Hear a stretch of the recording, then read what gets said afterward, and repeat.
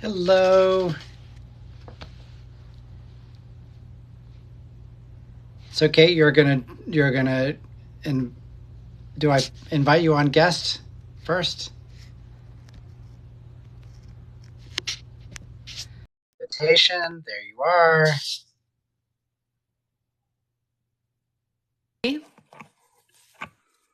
And then um I go to Yeah, settings. not quite actually. You want to do this before I come on. I'm going to pop off. Okay. You want to go follow those directions and oh, wait a minute. No, go ahead. Try this. That's fine. So I go to more settings, comment settings, muted accounts. No, not there. Not there. You want to click on guest in the bottom left and then the little wheel at the top. Grid. Switch. Ta-da! Dun dun dun, dun. Now, how do I turn my camera on? That I can't help you with. Oh, But this is fabulous. I love it. I know. And now we're both on the. Okay, so I just turned my camera on. Save. Ah, Yay! yay! I love Thank, young people. thank you, Beige. Tap my screen. Did I do it, Beige? I call her Beige. It's so funny. Yeah. Yay. So, just so that everyone knows, this is a postponement of our interview that we had scheduled for yesterday. But I had to take my son to the airport, and my wonderful ADD got in the way. And of course, not that I don't love you, Kate, but I probably love my son more. So I needed to be there for him. And you ended up having a live yesterday We and hopped, had some fun. we hopped on with members from your community, people I've met in your community or hadn't met, right? And I titled the live something about we met in our dreams, which I thought, yeah, watch out for the creativity. And it was fun. Dylan had not hit his 1,000 yet, but so he was in the comments. But it was Beige and Weird Mom. Yeah, we just And chatted about nothing. well, that's sometimes that's lovely as well. Um, so I believe is it who is my moderator? Is Doug here? It's any one of your regular moderators because I'm not live. I'm in your live only. So that's all we have to worry about. Great. So if you guys can, and Dave is here as well. That's all we have to worry about. So if you guys can, and Dave is here as well. That's all we have to worry about. So if you guys can, and Dave is here as well. That's all we have to worry about. So if you guys can, and Dave is here as well. That's all we have to worry about. So if you guys can, and Dave is here as well. That's all we have to worry about. So I don't know what to do. if you guys can, and Dave is here as well. Oh No.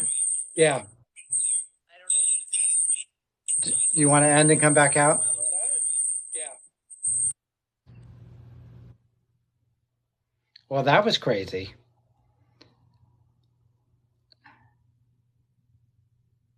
Okay, so let's go back to invite. Oh, oh.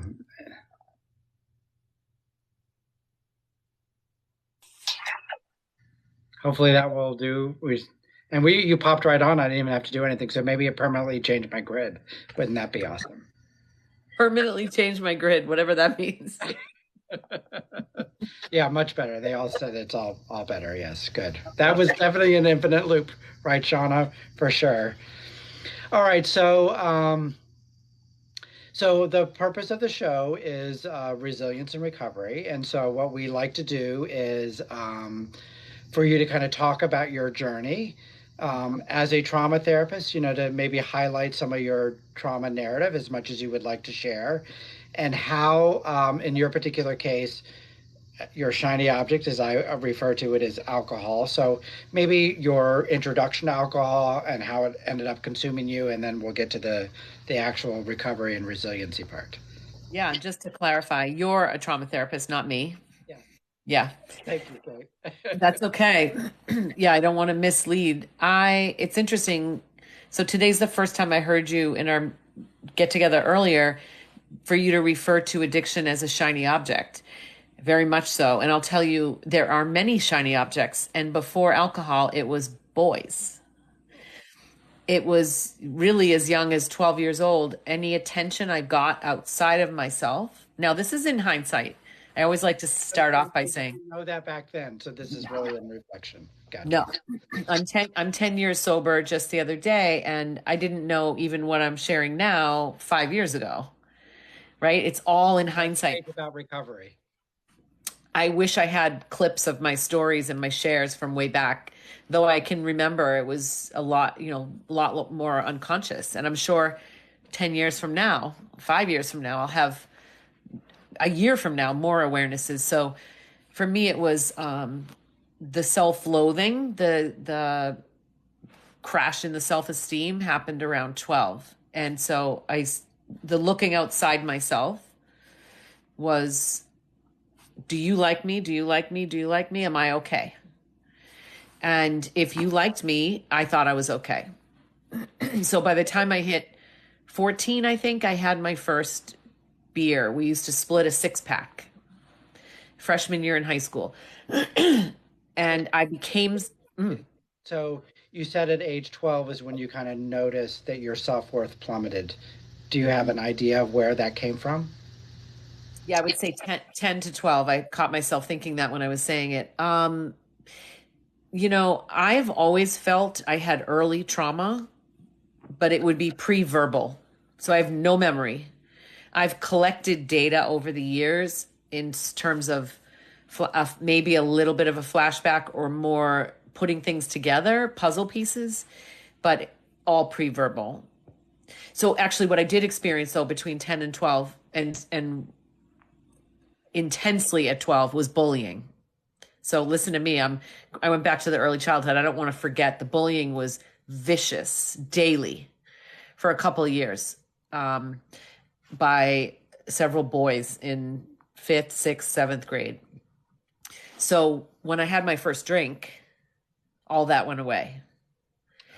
And I was someone that was funny, outgoing, and liked. Which was your subject? What's that? That was you wanted to be liked. That was your big thing. Oh, yeah. Yeah.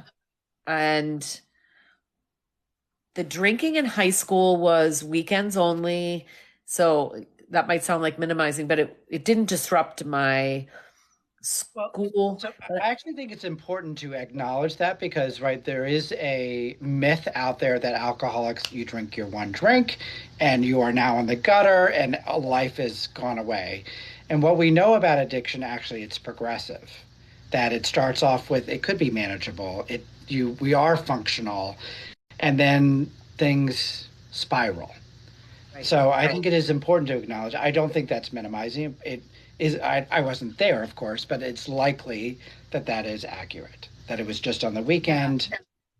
It was just on the weekend, and everyone else that I was around was doing it. Not everyone else, but everyone I was with. So to me, it was normal.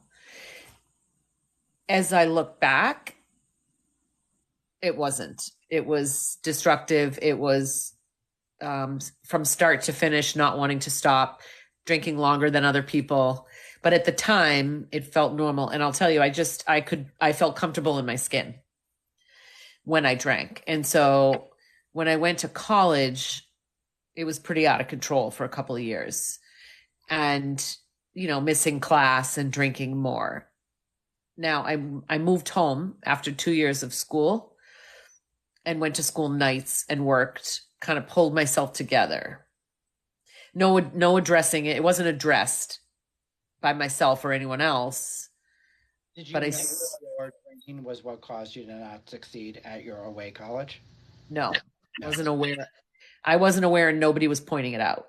Gotcha. My grades plummeted. I mean, if you asked me why my grades were bad, I would say because I wasn't going to class. Why were you not going to class? Like if I wasn't with a therapist, I would just say, I would tell you why it wasn't a good fit, wrong major.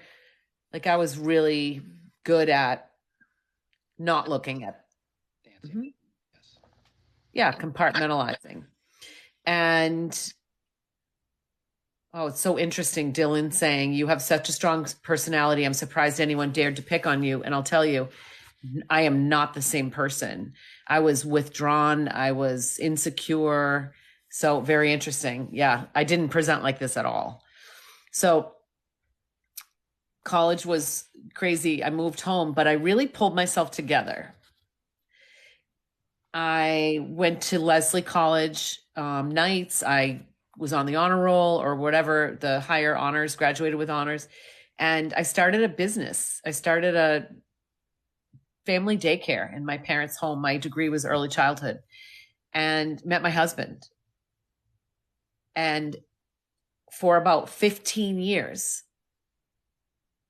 I had a happy, normal. I opened 3 preschool programs over 15 years. I had 3 children. We bought a house and moved up to another house. A really nice life. And fell apart in my 40s. It all fell apart in my 40s. So the story that I now, with the hindsight, I've been an alcoholic since I had my first drink. And other things filled me up in the in-betweens when I'd have less drinking. I drank socially those 15 years. I probably smoked a joint, half a joint a year, at Christmas party with friends. Like I was a great mom. And I had this very successful nonprofit early childhood program that I founded from nothing. And my husband was a liquor salesman. And so we drank really nice wine.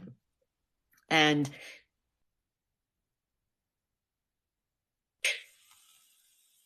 when I thought I was going to start echoing again. When I thought I was going to start echoing again.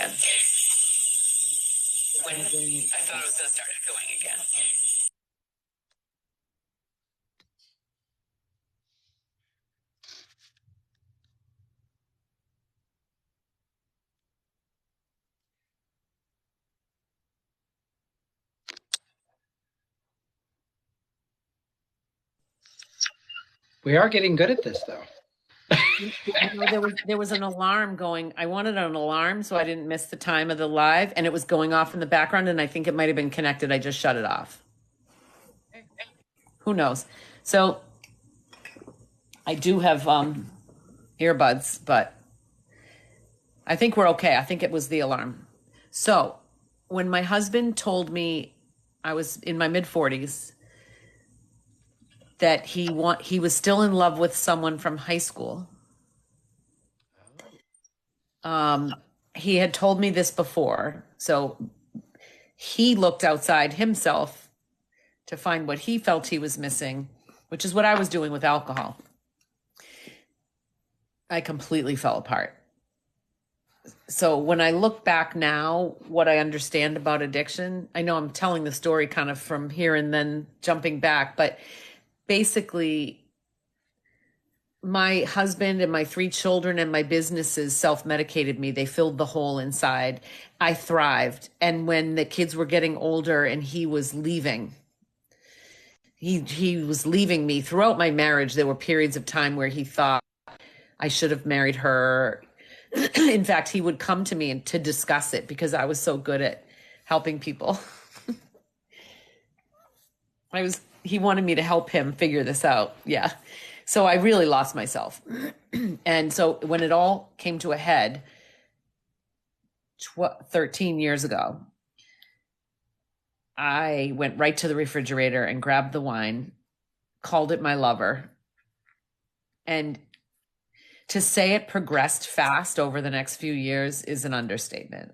So what I understand now about alcoholism is that it's progressive and it progresses differently in different people. But I had these periods of time in my life where I drove alcoholically, drank, and then would pull it together with outside things, filling up my soul. Because I think of it as we call it in AA a God-sized hole that I was trying to fill with outside things. And the reason I know that now is once I got sober, I turned to cigarettes or sugar or another relationship.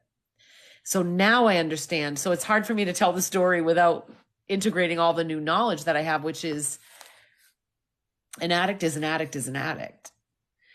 And the root of it is, for me, my self-worth, my self-care, and my belief that I don't need anything else outside of me. I have all I need. So,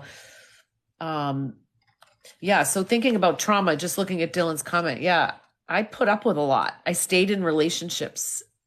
I should not have stayed in that marriage. Here's what I now say.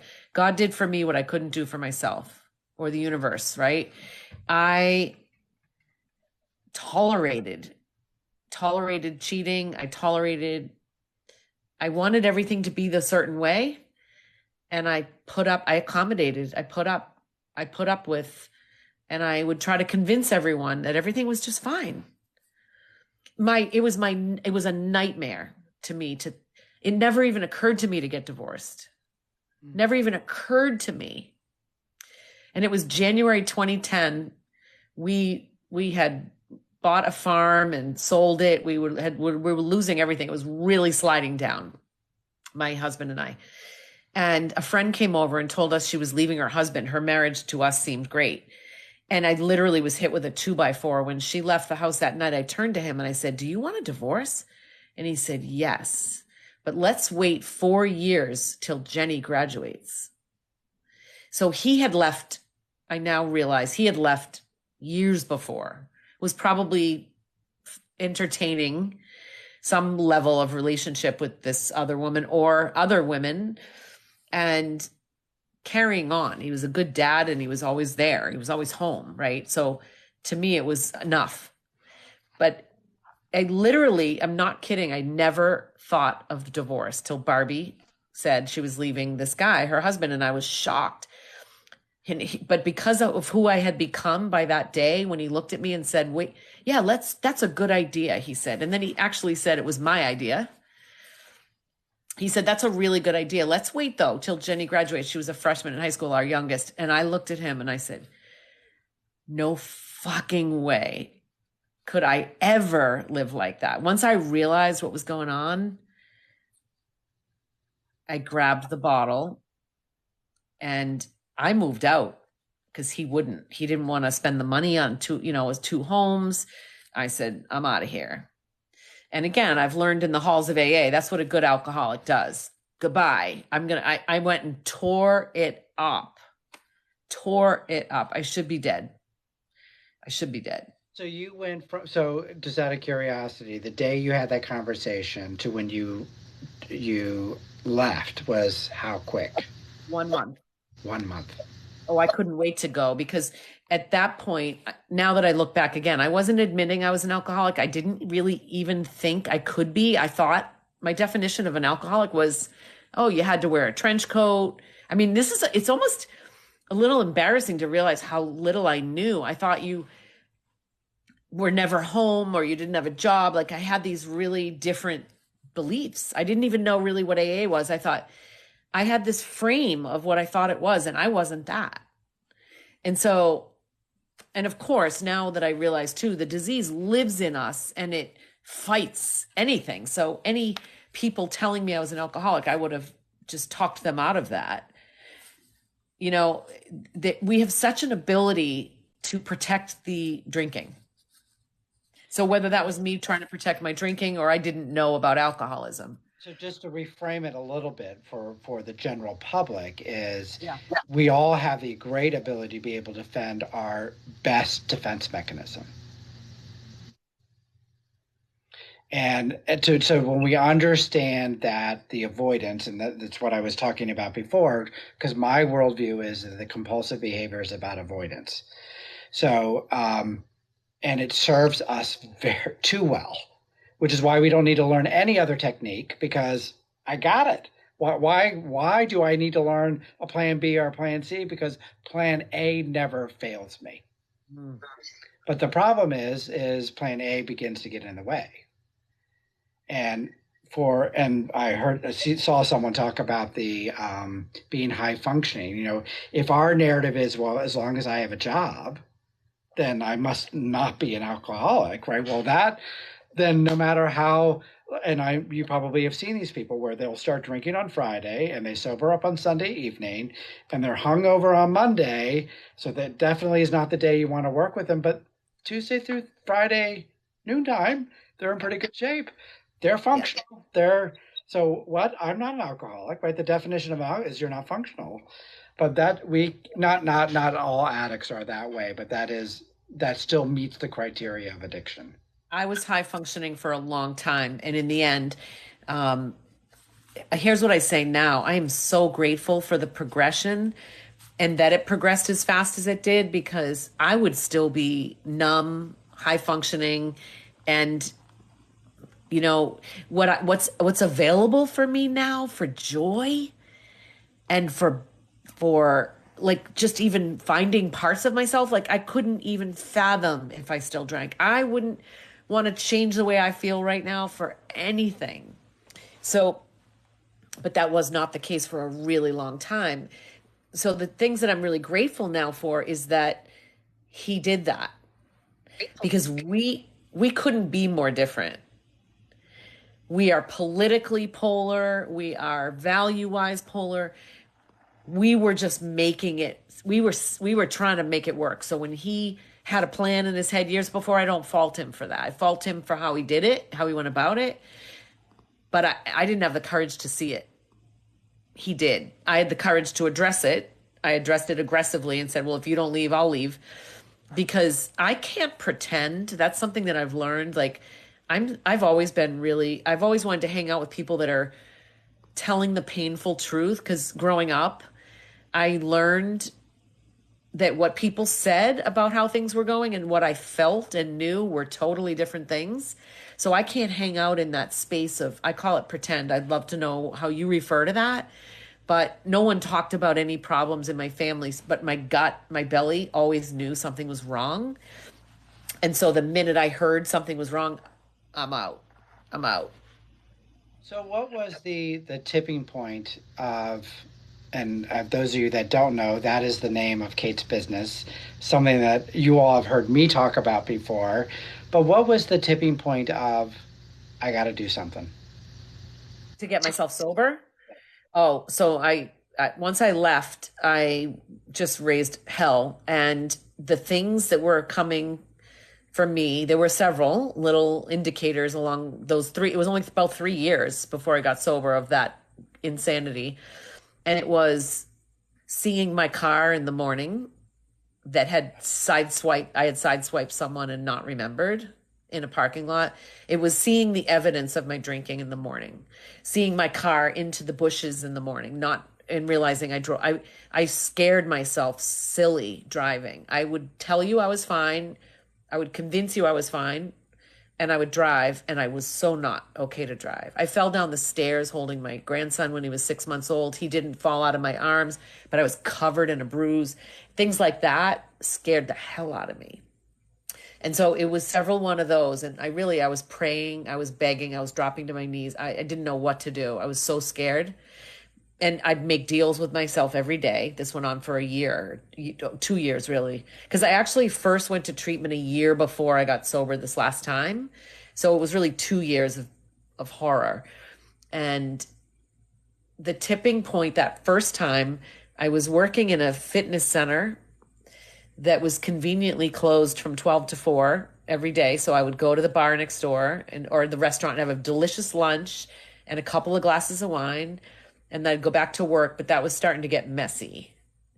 And I called, I don't remember why, but that one day I called the hospital crying, saying, do you think I'm an alcoholic? I could just wish I could meet this nurse. And she told me to go to the hospital. And I did. I went to the ER. And actually, I asked a friend to drive me to the ER. That was a year before this last sober day, because it was a year to the day in 2012. And I asked my friend to drive me to the ER. And this is really important. She said, do you really think you're an alcoholic? And I said, not really. I reserved my right to drink with her. I remember it was like she gave me a pass by asking me that question. I remember consciously thinking, oh, I'll just keep her over to the side to be a drinking buddy. So I went to treatment for 2 weeks that time, and I drank when I got back. I was really confused by what they taught me. I didn't feel like it applied to me. I also remember everyone else in the circle of 25 people as we introduced ourselves. When for some reason they said, "How many times have you been here?" And they all were over 4 or 5 times, 9, 10. And I was on my time 1. So I remember thinking, oh, so this is what we do. We go drink and then we come back. So that's what I did. And I believe the data is on average, it takes about 7 times for someone to go into treatment before they get sober. Probably that sounds about right. And I also was told that day that only 20% of us would make it. And the delusion I had was I looked around the room and counted and I said, then I'm all set. There's 20 people here. It's going to be me. A little narcissistic there. It's probably going to be me. I'll be the one. I was not a therapist during this time. I'm still not a therapist, actually. I'm an interventionist and I'm a recovery coach. So it's a peer-led model.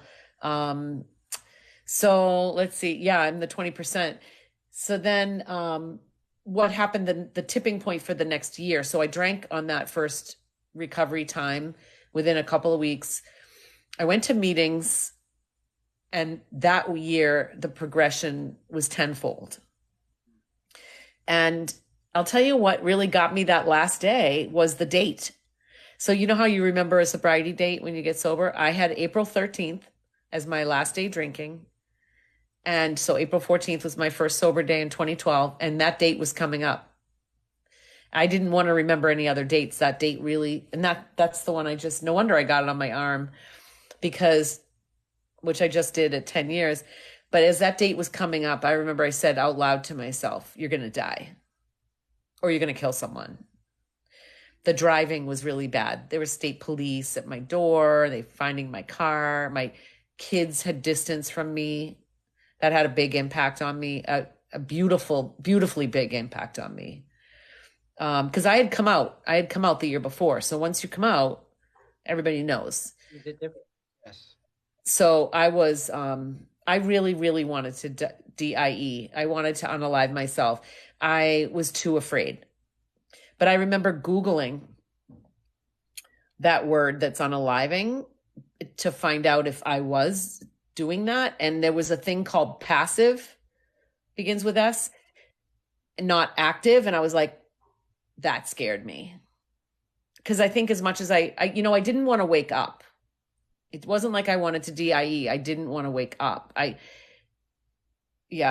when I read that passive S might be what I was doing, that was a big alarm. I was also really afraid of going to jail. I don't know why I was never pulled over. Yeah. I remember what's that? The grace of God, really. Yeah, I remember driving. I drove a lot. This is the thing I'm really passionate about now. When we're seeing in the world such an increase in deaths by a drunk driver, and when I hear people that have lost someone, and there was a woman on TikTok this past year. She was speaking to the woman who took her father out because she was drunk, and she was reading a letter to her. It's beautiful that we're confronting it the way we are, but she was saying, you chose to drive. You chose to do this. And here's what I sit there and say. There's a big misunderstanding. Once I had my first drink in me, I did not choose to drive. I was in a blackout. That's not choice. I don't believe we can wait for the drunk driver to stop driving. I think we need another plan, because to tell me to just not drive is like telling me to just not drink. It doesn't work. Trust me. Does that make sense? I don't talk about this a lot yet, but I'm really feeling called this past year to start speaking about this. So I'm starting to be in touch with people who have had these tragedies, because I'm the one that was doing the driving. I don't know how I'll be received for people who've lost people, but I'm telling you, we are going about it wrong, because you can't rationalize with me when I'm in that state, and you can't ask me to make decisions. I should be responsible for what I do, 100%. But once I have any in my system,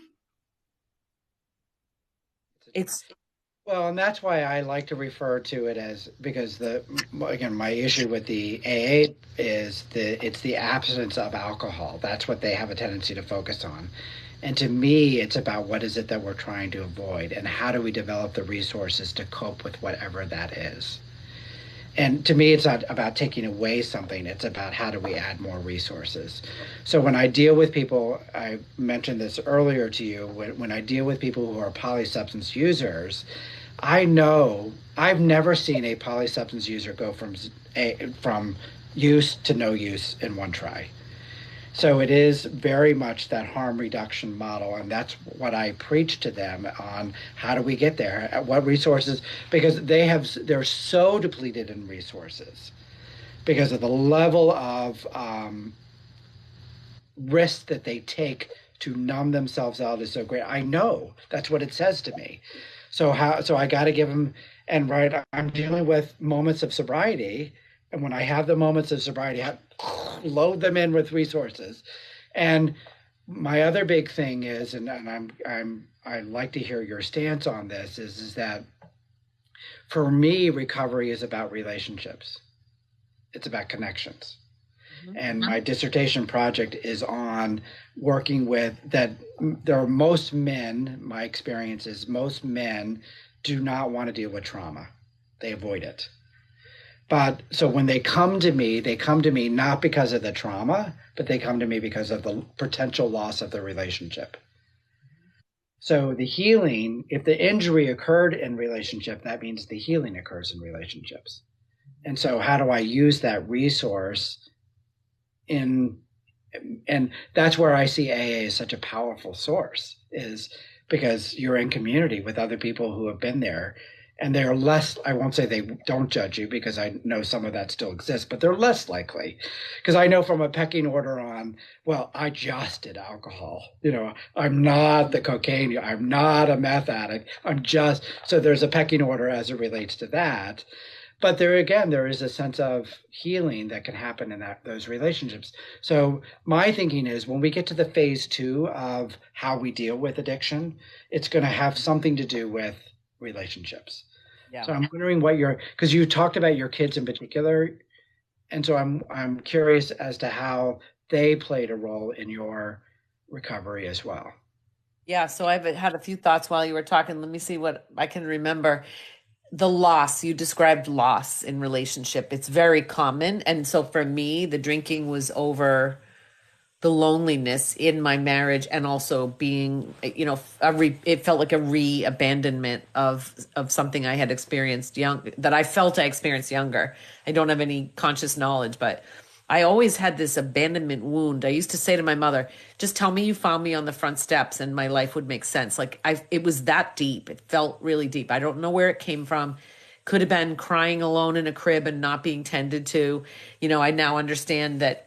Circle back to that, because I'll give you, as an infant mental health specialist, I can give you some narrative behind that, but go ahead.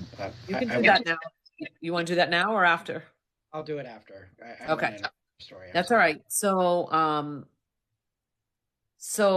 now I want to, because you and we both have such good ADD, which makes it fun. But you were asking, how I can tell you how my kids played a role. So what was really sad to me is we were separated at the time. So my kids, when they were with me, there wasn't an adult supervising, because I was lying and manipulating and blaming and pointing fingers, and they were 14, like 18, 16, 18, 20, that sort of range. I have 3 kids in that range of ages, and they did confront me. And there's one day in particular, I came home. So my son was in college. So my kids were probably 20, 18, and maybe 15. The 2 daughters were sitting at the kitchen table, and there were 8 wine bottles lined up across, empty. My son was in earshot in the other room. It's just as interesting to me. He's non-confrontational, but he wanted to be around. And the girls look like probation officers. They were and I walked in with my big Dunkin' Donuts cup filled to the brim. And all I remember was I couldn't get to the fridge because they were right there, because I needed to refill. And my daughter, Jenny, said, these were in your closet. And I looked at them and I said, those are old, kind of like those aren't mine. And Jenny said, no, they weren't there last week. They didn't budge. And this, I remember today, the two conversations in my head. I can remember it like it was yesterday. One conversation was, how dare they talk to their mom that way? This is so disrespectful. And the other conversation was literally like, what's your plan, Kate? Because you look like a complete idiot. How are you backing out of this one? And I this is really visceral. I wanted badly to cry out, please help me. But I felt like a hand went over my mouth. I just remember this conversation so clearly in my head. And what came out of my mouth was the addicted part of me, which was, how dare you guys speak to me this way? You know, shaming them for speaking to their mom disrespectfully. And I marched off. And then when I got to my bedroom, I wanted to bang my head against the wall. I had such self-hate for what I had done. I mean, no one in the world matters to me like my kids matter. I was the early childhood mom. I was a great mom. And here I was. So when you talk about resources, I wanted to talk about that for a minute. I had nothing left. And you were describing that. It's hard to just go from cold turkey because, and we too often in the family system say he just needs to stop, or why don't you just stop? You're asking a person who's compromised mentally, physically, spiritually, emotionally, psychologically, in all ways. And the way I look at it is, imagine if we all had 100 light switches on that were all on when we were born, right? That's our energy source, right? By the time I reached that point, all of them but one were off. I had nothing. And I'm not even being dramatic. I had nothing. I was a shell. And so it isn't a person that can muster up the resilience that you need to be able to fight through. You can't do it alone, and you can't do it overnight. Your brain's hardwired now to only release dopamine when you're using. So there's that, we now know. So it's literally there's so many people that are allowing it. And that's not fun for people to hear, family members. When you live with someone and you're allowing this to happen, meaning just wishing and waiting that they would stop, you're complicit. And I don't mean that mean. And if people want to, I always say to people, this might hurt. Now my kids weren't, because they didn't realize. And I would say even my ex-husband and even my parents, they didn't know. Which is why all I want to do for the rest of my life is educate people about the shape that their loved one is in. Once you know, if you choose not to do anything, that's on you. But I at least feel like I have an obligation to tell people, hey, let me tell you what's really going on inside them, because it's not what you think. It's not at all what you think. They can't access the tiniest resource to get up and fight this at that point, right? When it's progressed to that point. So yeah, I just have my little rant. Talk about the story of the two voices in your head, right? Mm-hmm. The one that says, how dare you? And the other is like, help me and help me now. And so the evidence your kids have is I'm disrespecting her, right? She's got resources. If she's got the energy to be able to stand up to me, she's got resources. She doesn't need me. Fine, then I'm leaving. When really the dialogue is, what happened after that? So you went into the bedroom. I'm sure I passed out then. That was probably in the March timeframe. And I did go back on April 13th at the marathon bombing, because it was that same, because I was in detox when that happened. So it was 10 years ago. And that last day, it had to do with the date. That tipping point was the date, because it was my date from the year before. And I do believe I kept saying my grandmother, she passed when I was 16. I kept saying she's working overtime, keeping me alive. I really do feel like there was a higher something, angels, guides, my grandmother, keeping me alive. And that last day, I actually have a YouTube on this. My last day drinking was really scary.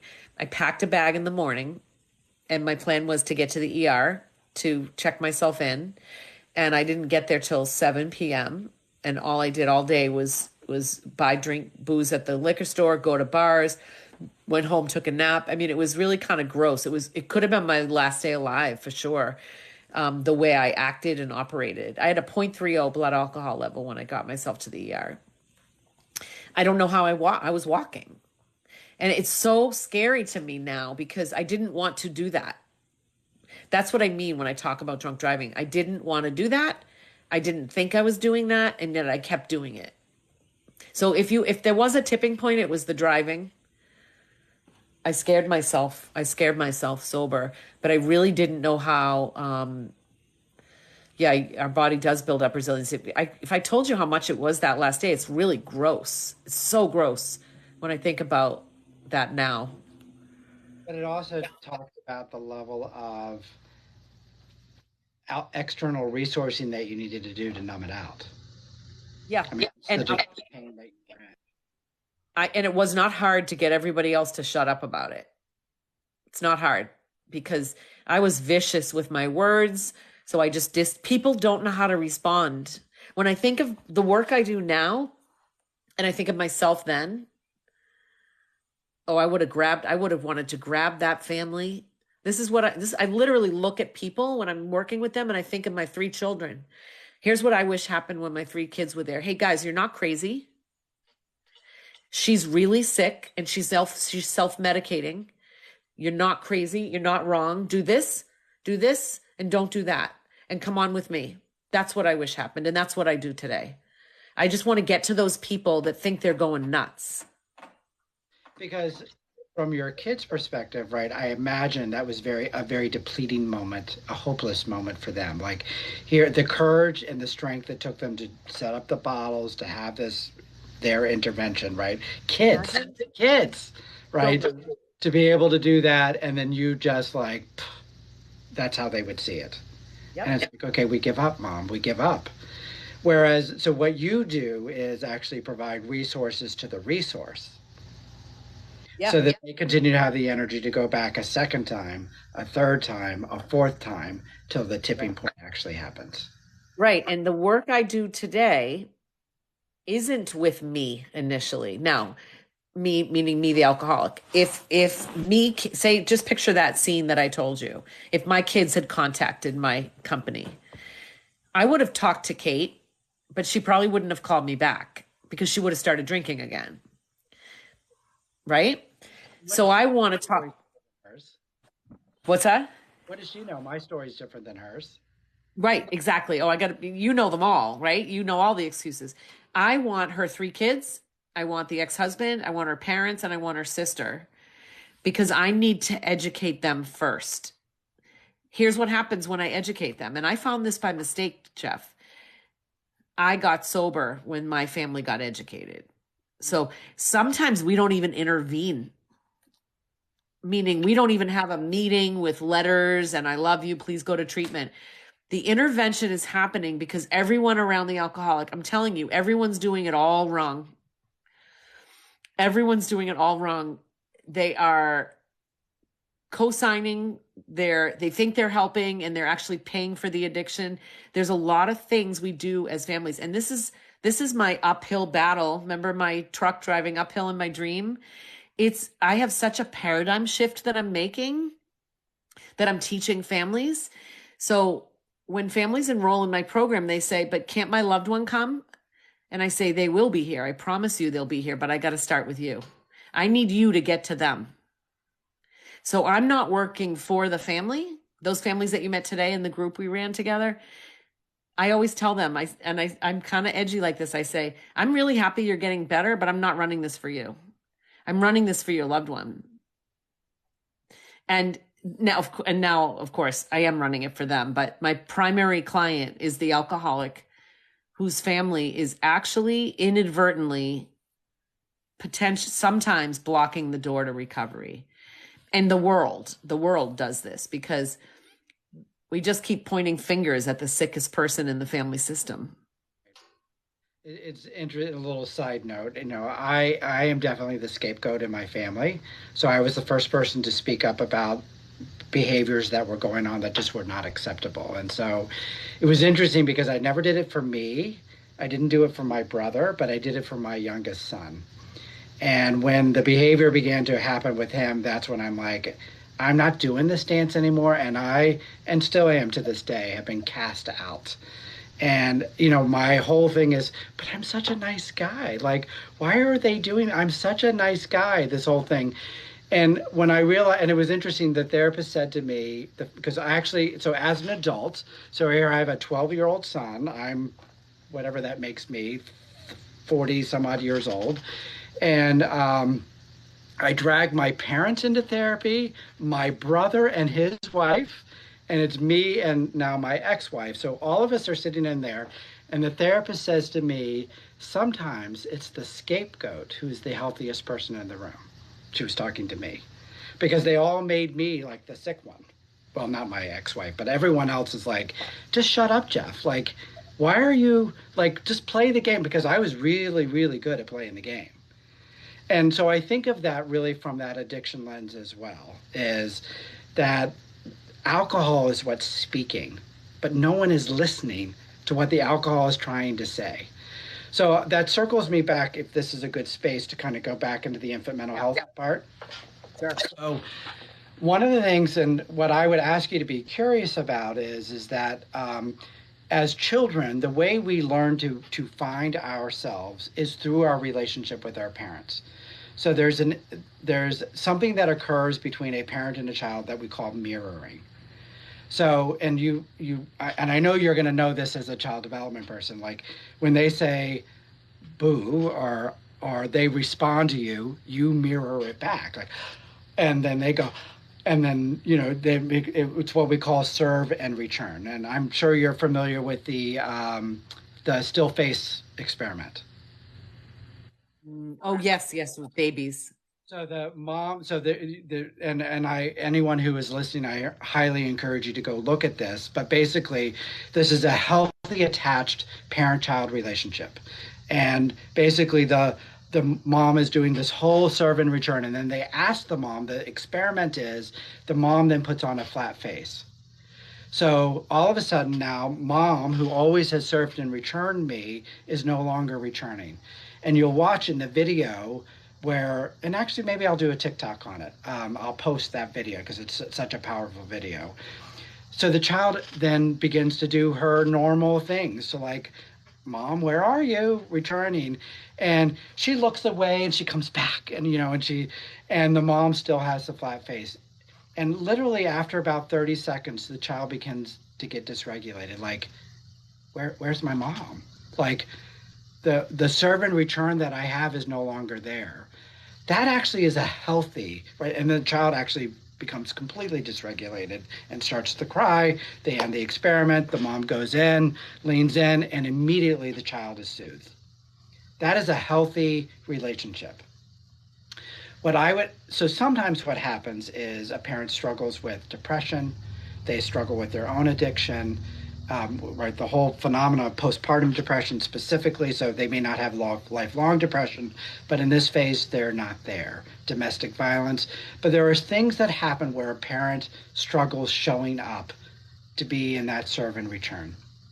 And eventually what the child learns is, it's better for me not to show up at all. So they're always now looking for the externals, like, am I okay? You tell me, because they have no internal thermostat to tell you what's okay, because they would have learned that through that parent-child relationship. But since they didn't, they're now what they have learned. And there actually is a video of a disorganized attached child where the child never even will look at the mom. In the video, the child never looks at the mom. He is always off to the side looking at the cameraman. And mind you, a healthy attached child is not going to do that. They know who is there. This child is desperately looking for a source everywhere. The risk of that, and that's to me where I find where addiction falls in, is that they are desperately looking for connections.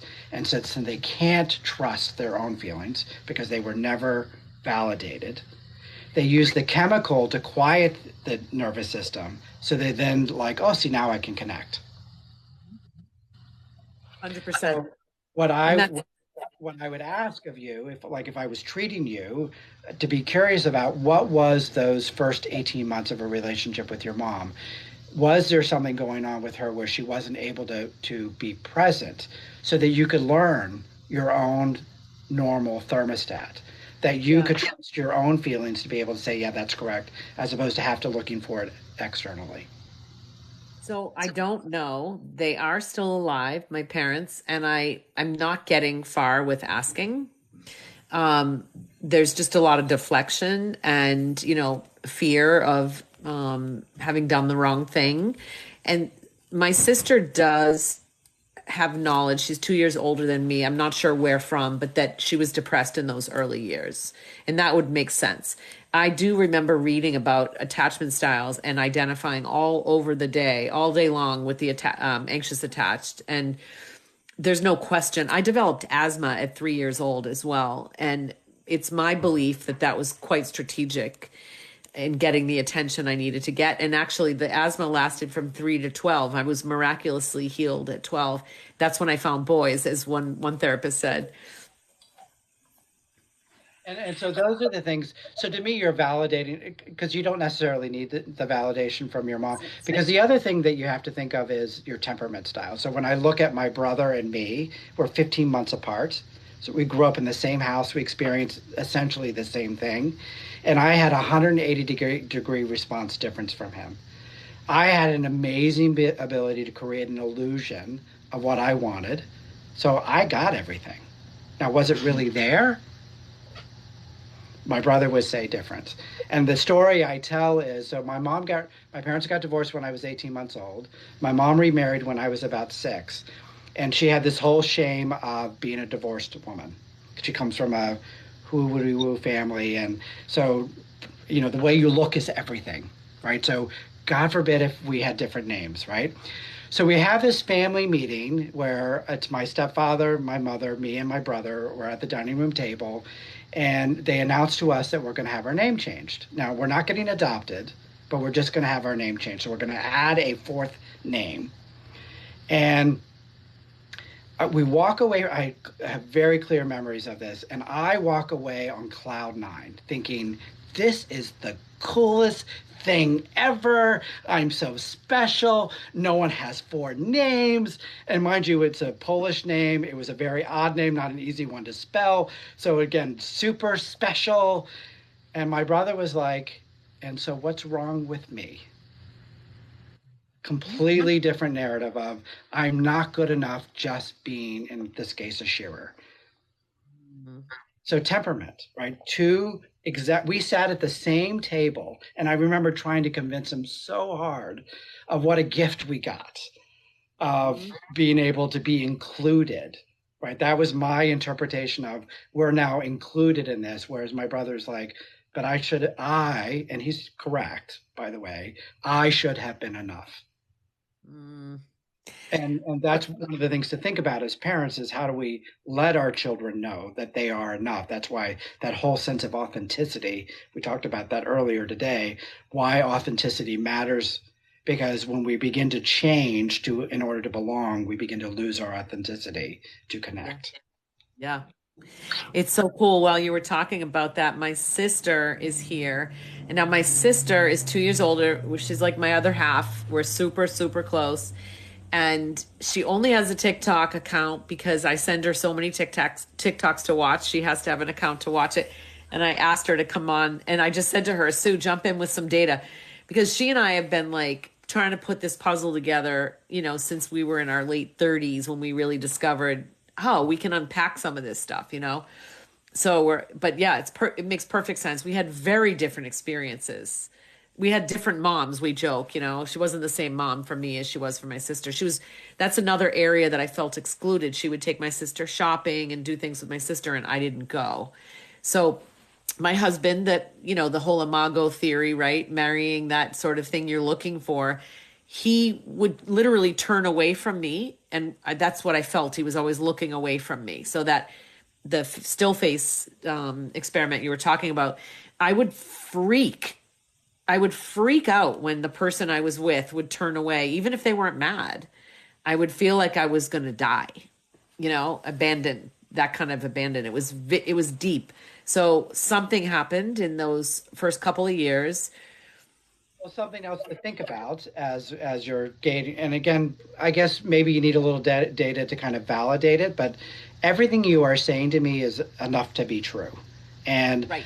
one of the things that we know about early childhood memories is they are stored only on a visceral level. We do not have the cognitive capacity to actually have memories associated with it. It is done on a sensory level. So when you have a sensory response, to me, that validates that the experience is true.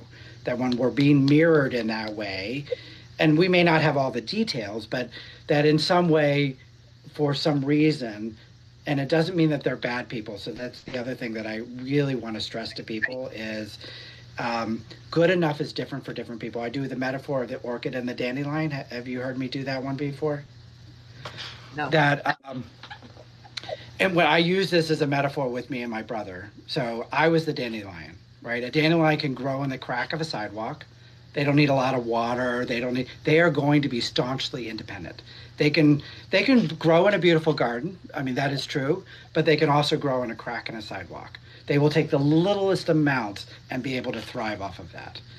An orchid, however, needs to have the right environment. They have to have the right temperature, the right amount of water, the right amount of light in order to be able to thrive and grow.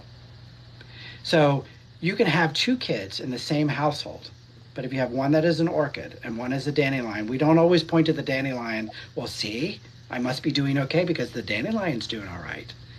We should be looking at all, because if we treat everyone as an orchid, we are able to see them for who they are, give them all the right amount of temperature, the right amount of water, the right amount of light, they will thrive and grow. And that's temperament. Because we think it's our parent. I have two boys, they are distinctly different children. When my youngest son was born, my kids are about 17 months apart, right? A little pattern there. Um, Literally, when we brought home his brother, he broke out in hives from head to toe.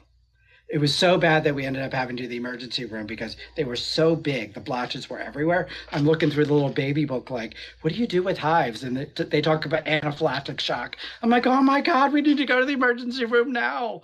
And so we did. He ended up getting 2 shots of epinephrine. But his anxiety about change is huge. Like, what is this thing that you brought home?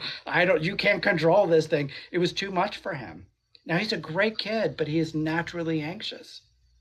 Now, is that my fault? No, but I could provide the resources as a orchid parent. How do I create the right greenhouse for him to be able to thrive and grow, knowing that he's got this anxious temperament?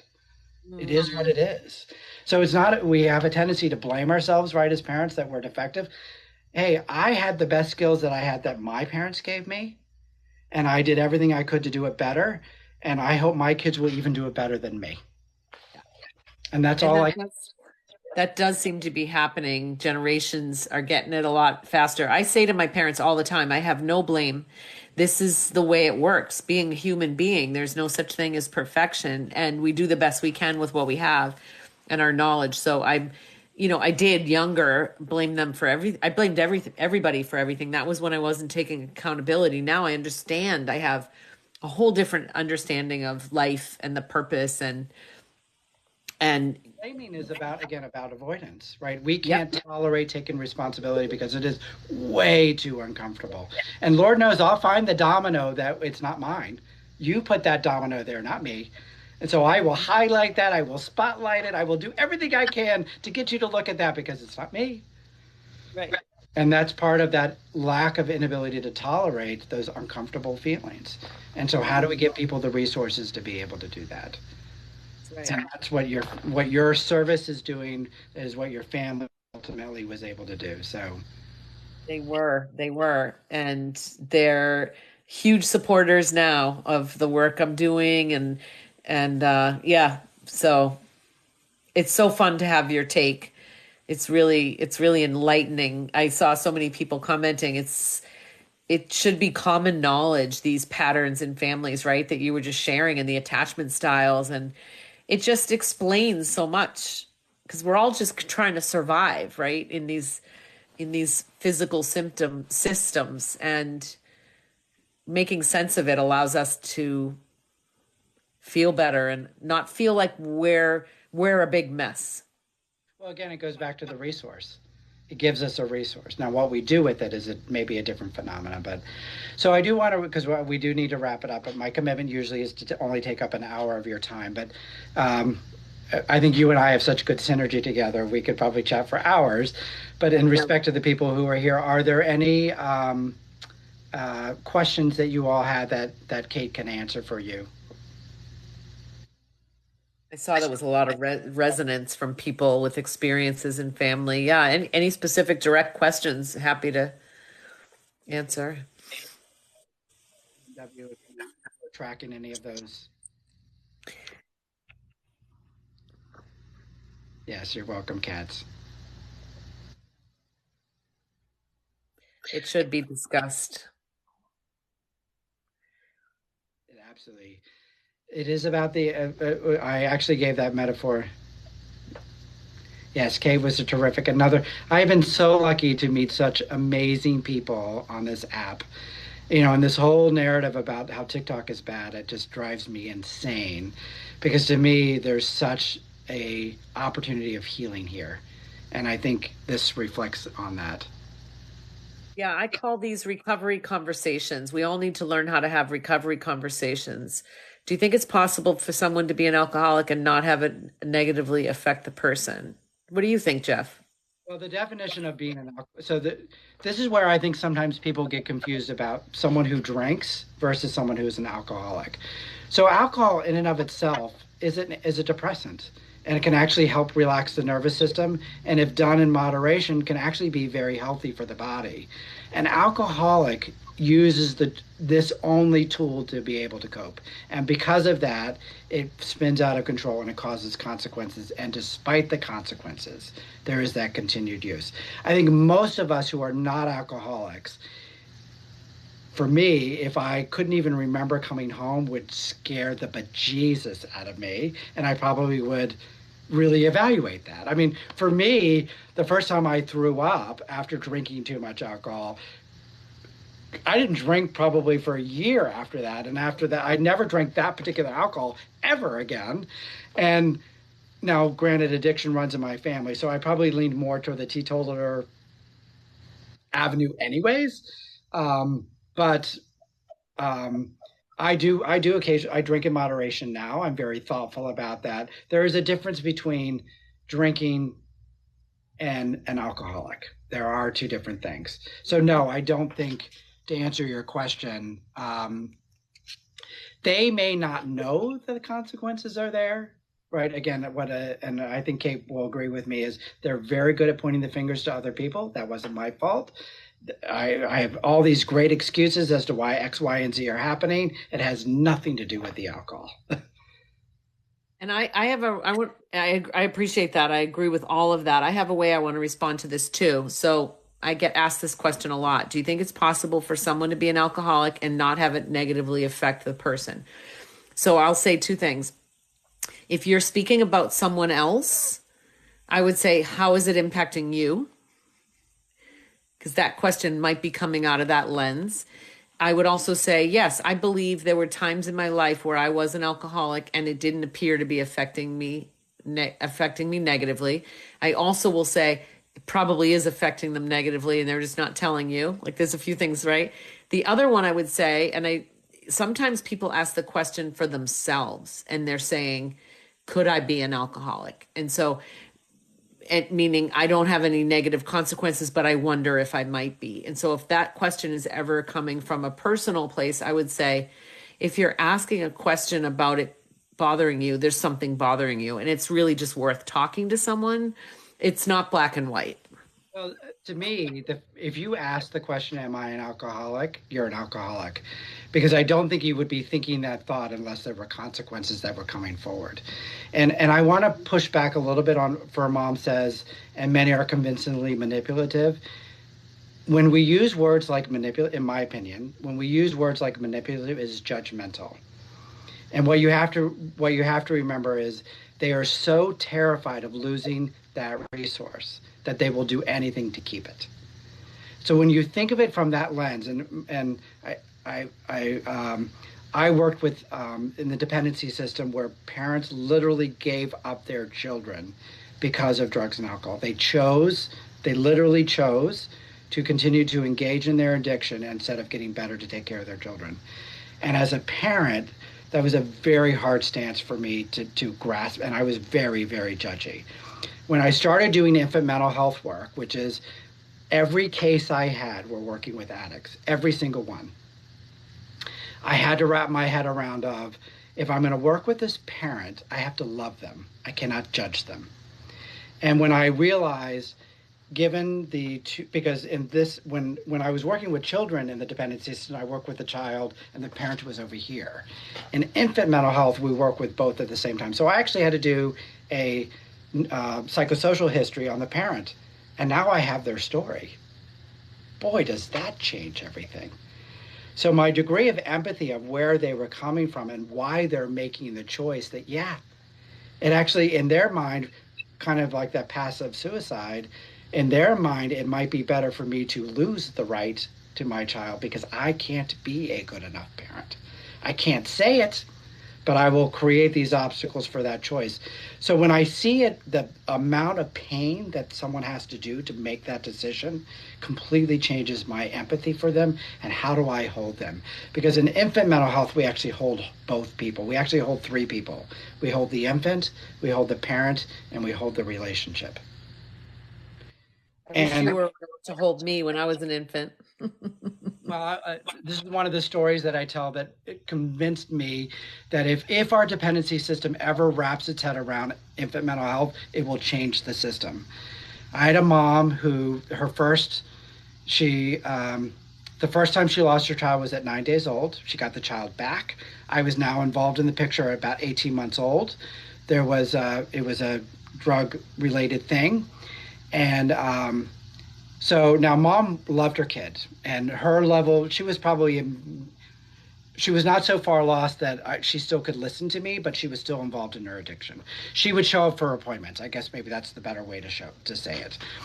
And the way I did this is that we never moved the child, we moved around the child. So I would meet mom at the child care center, and the three of us would meet together. And that's how we did our infant mental health work. And part of what I do in infant mental health is this mirroring. So I actually teach the parent how to mirror their child because they don't know how to do it because it wasn't done for them. And so this technique we do called Speak for Baby. So I actually, when the child does something, I interpret it so that mom hears it. And so the child was pulling his body back because he wanted to be away from mom. And so when I initially began to, I'm scared, mommy, is what I would say. And she's like, yeah, I know those DCF people, they've taken you away from me. I know you're scared. Right. So that's her narrative. But, and so I said, no, mommy, I'm scared of you. Right. It began to get her to think very differently about the interpretation of this behavior. What I was able to get her to understand, and we actually stopped because it became too much for her. And so I actually had to get into a dyadic mode with her about that, of what it was is that he doesn't understand anything that's going on in the world. The only thing that he understands is her.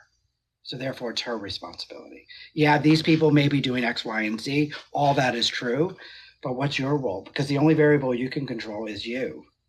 Mm-hmm. And that's when she finally she left that session and signed herself into treatment. Oh, wow. DCF had court ordered her to do it. There were all of these, and she never did any of it. But when she saw her kid for the first time, I believe, because mirroring, again, works both ways, she had to see it in him, but she also had to see it in herself. And it was that's so beautiful. One of the most powerful moments of my career. That's how to get lasting recovery, is for that tipping point to be created like that, Jeff. I want to just address a couple of quick things that are here. So you tell me, you just X out, but I do want to, like, if you have to go, just say hard stop. My husband loves for mom. What's that? I said, my husband loves me. I'm good. He knows how passionate I am about this work. All right. So Firm Mom's talking about someone that she knows that relapsed recently. And I do want to let people know here, and I'm telling my clients all the time, but my clients aren't on TikTok. You all are on TikTok. I'm wanting to do a lot more lives. There's so much to talk about this. So tomorrow morning I am going live at 10. So just make sure you're following me, and I really want to help people. I also want to say you can email me and reach out or call me, and I will talk with any one of you. All the time I talk with people about what I can direct you or your friend to. So I can't stand when people say, "Oh, I didn't want to bother you. I didn't want to call you." No, this is what I do. And so you don't have to pay. You can just call me and find out what resources I have for you or your friends. So I just wanted to make that really clear. Anybody reach out. But for sure, come to my lives, because I'm dying to get more of a community going to talk about these things. I would do this every day.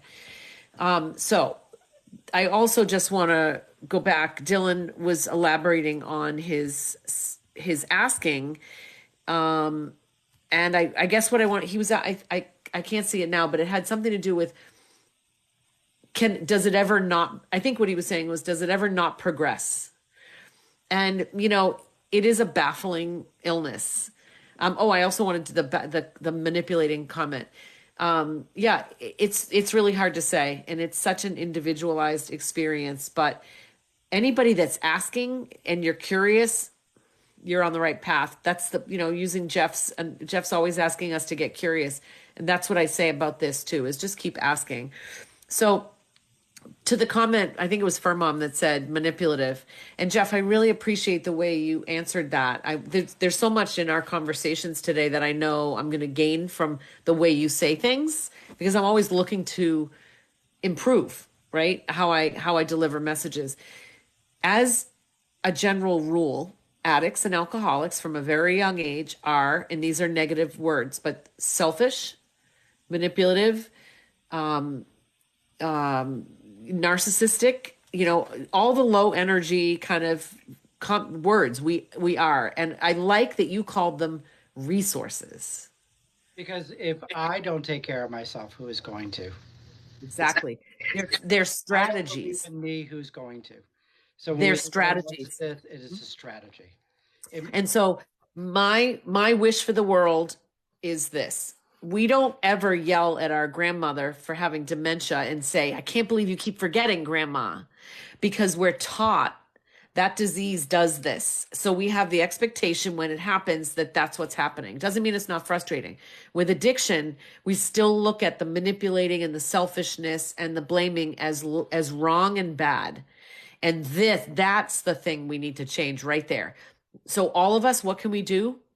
All of us can start to really understand, he's using his resources to manipulate.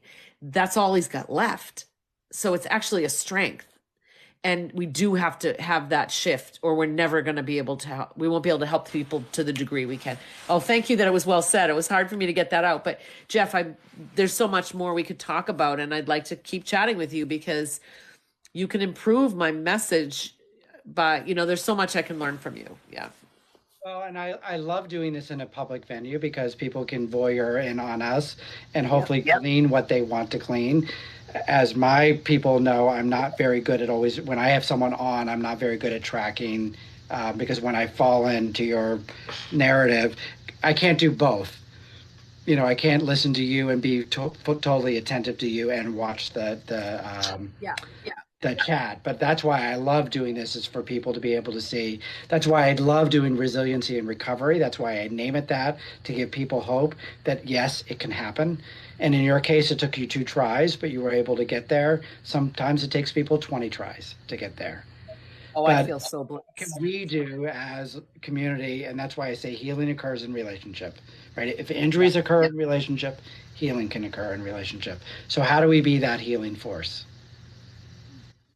I'll show up here anytime you want. I'm going to do it on my own, but I would love to do it in partnership too. So we'll just keep talking about it. I was going to say, we may want to think about, we could talk about this offline, of maybe creating something together here on TikTok while we have TikTok. Again, I'm not sure exactly. It's been banned in the state of Florida. Any public university can no longer, you cannot use their Wi-Fi on the public university system. In Montana, the state of Montana, they banned it. I don't know exactly how they've done that, but yes. So love you all. And Jeff, you won't be on tomorrow morning, but you'll be on Thursday morning. That is correct. I will be on again at 7 a.m. on Thursday morning. I have an early client tomorrow, so I can't be on. I'm so happy I met all your people in your community, and I love my sister. I'm so happy you were here, Sue and Jeff. Thank you so much. And now you'll save this. You can download this, and I'm actually gonna. So of course, I did Tamara last week. I never uploaded it. I'm gonna do that tonight. I'm gonna make the commitment to do that tonight. It usually takes TikTok about. It takes them hours to process our live. Once it gets processed, that's when it gives me the ability to download it and upload it. So I'm going to assume you have access to it as well. Have you ever explored your live center?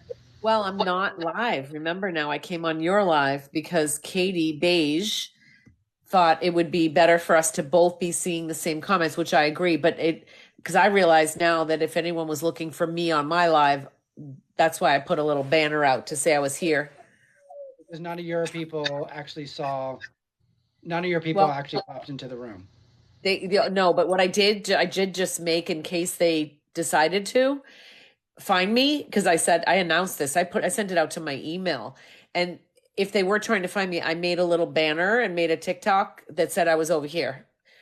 So no, I don't have access to downloading this. All the things we got to learn, right? Well, so like I said with Tamara, it will be on my YouTube page, and you can download it from YouTube. Okay, so Beige is saying, oh, okay, cool. Beige is saying all my people would have seen me live. Yeah, I believe you. Oh, yeah, yesterday all my people came in. Okay, so I'm sure I have. I see a 4 on mine. So Beige, is that number 4 on my little window? That must be that I have 4 people here. Yeah, because I think if you click on that 4, you'll actually see who's in your room. Oh, Beige, I'm like, Beige, I can just imagine Beige with all these old people. Oh my God. But we love to learn. We love to learn. Oh yeah, I'm loving it. And we need you. We need you all. Yeah. Oh, thank you so much. So yeah, we'll have access to it, I guess, for the people that weren't here the whole time. We can put it on YouTube. I have a YouTube as well. All right. Yeah. Have a lovely evening. Thank you so much for your vulnerability, Kate. I really appreciate it. And I love your group this afternoon as well. Can't wait to process that another time. That was awesome. Bye, everyone. See you on Thursday. Oh, thank you. All right. See you guys.